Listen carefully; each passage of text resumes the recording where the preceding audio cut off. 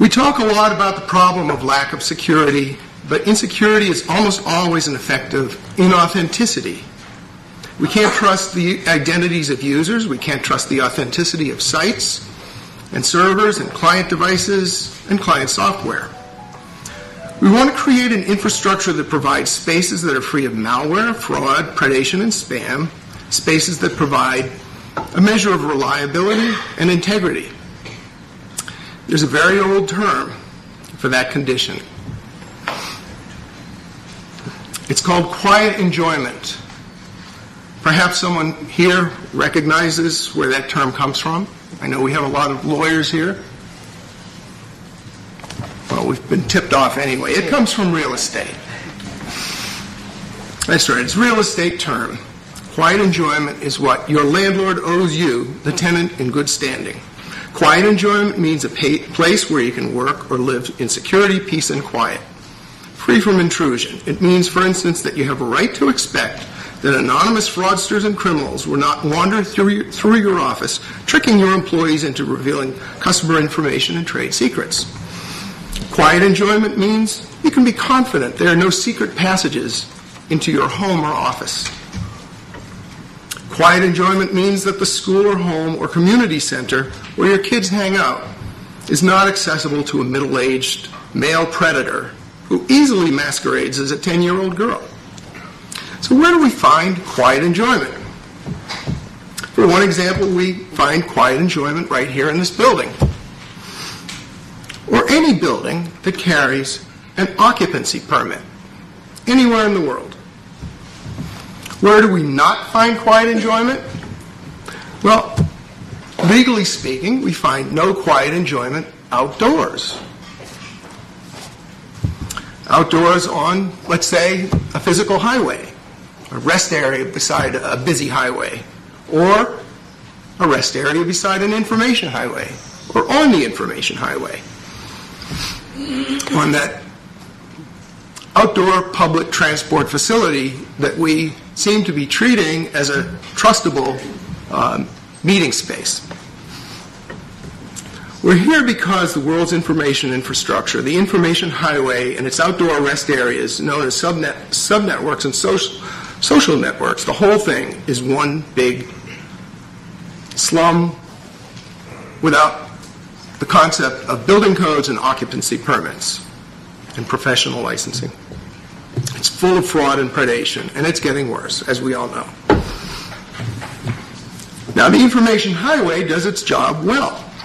It performs the function of an outdoor public transport facility. Tony Rutkowski has been calling our attention to the excellent quality of highway engineering that went into the OSI work, and some of the OSI work that Tony speaks of is also useful in that which highways bring us to. That is, buildings. That is, places of quiet enjoyment. One chooses to be indoors. One gets indoors from outdoors. Indoors is not a discriminatory space in the sense that we use it when we talk about the internet. Indoors is simply an alternative to the exposure to the unprotected outdoors.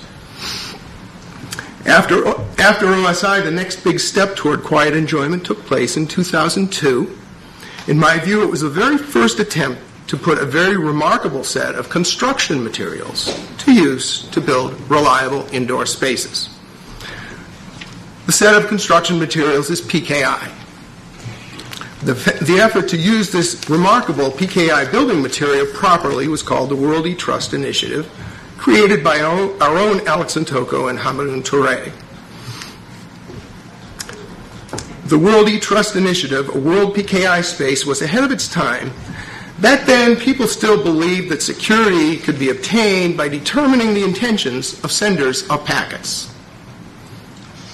Some people still do.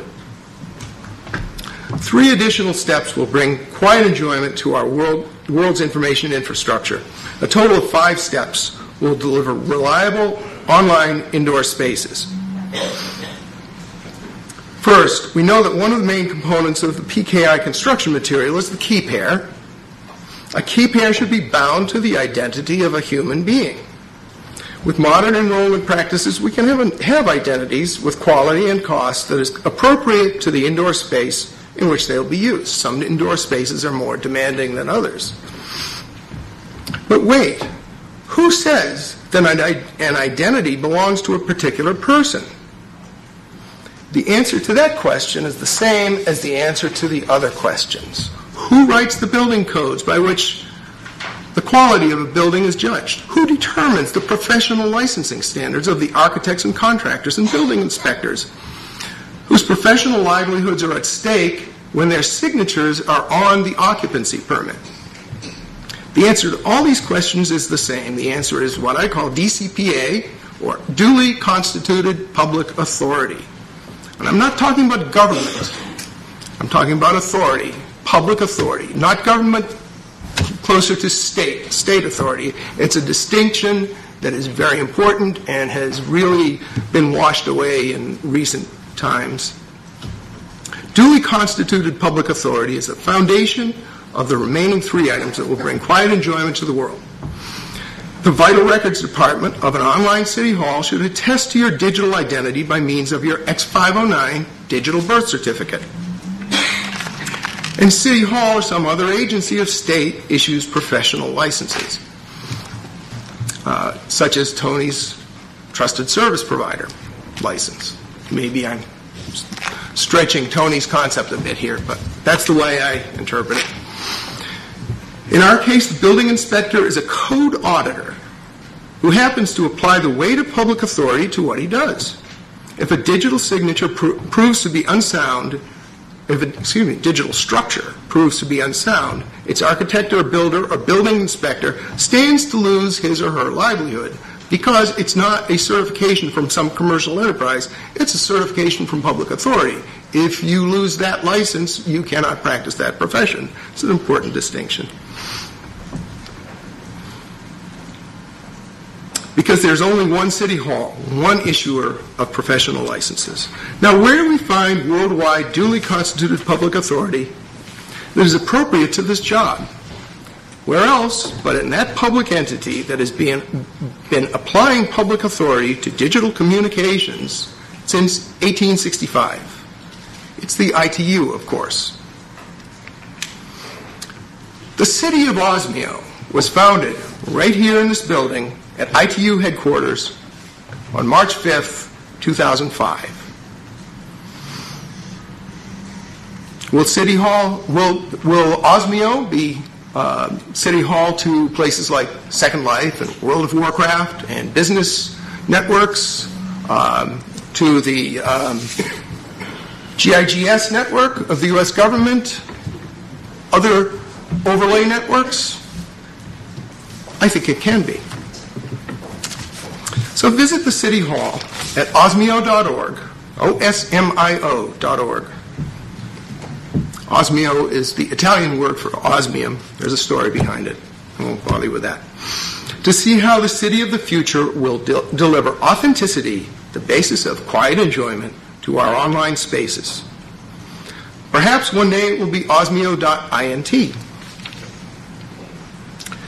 When that happens, you'll know that the ITU has accepted jurisdiction over our fair city of Osmio, providing a city hall to the world.